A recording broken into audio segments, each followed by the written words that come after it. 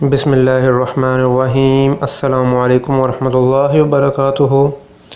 محترم ناظرین حضرات، آپ دیکھ رہے ہیں رویال لائف ہیلتھ کیئر اور میں ہوں آپ کا ہوسٹ۔ آج اس ویڈیو میں آپ کو کسی بھی قسم کے دھوکے سے بچنے اور دھوکہ ہو جانے کی صورت میں آپ کو کیا کرنا چاہیے، ایک ایسا وظیفہ بتانے جا رہا ہوں۔ دھوکہ ہو جانا یا کسی کاروبار میں ہو جانا یا کسی رشتہ داری میں ہو جانا یا کسی لین دین میں ہو جانا یا کسی بھی قسم کا دھوکہ جو ہوتا ہے وہ دراصل ایک مشکل درپیش ہو جاتی ہے، تو جس کی وجہ سے یا تو انسان سخت ترین پریشانی کا سامنا کرتا ہے، اور دھوکہ تو ہو گیا لیکن سخت ترین پریشانی کا سامنا کرنے کی وجہ سے اس کا حال اور اس کی آنے والی زندگی جو ہے وہ اس کی انتہائی خراب گزرتی ہے۔ تو اس مشکل میں گزر رہا ہوتا ہے تو اس کو کسی بھی قسم کی کوئی تدبیر، کوئی حل اس کا نظر نہیں آتا۔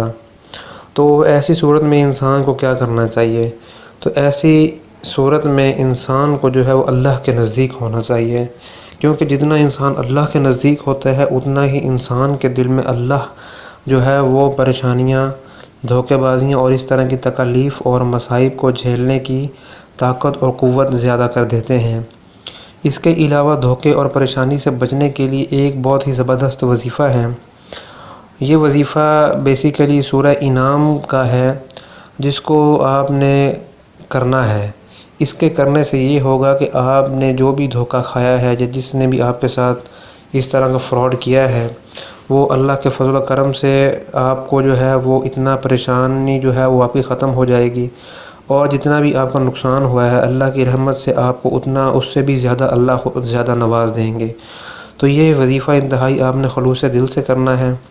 اور ایک اور بات، یہ وظیفہ جب آپ کریں گے تو آپ نے اپنے مطلوبہ مقصد کو اپنے ذہن میں ضرور رکھنا ہے۔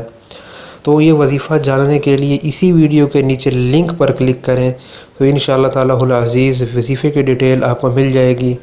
السلام علیکم ورحمۃ اللہ وبرکاتہ۔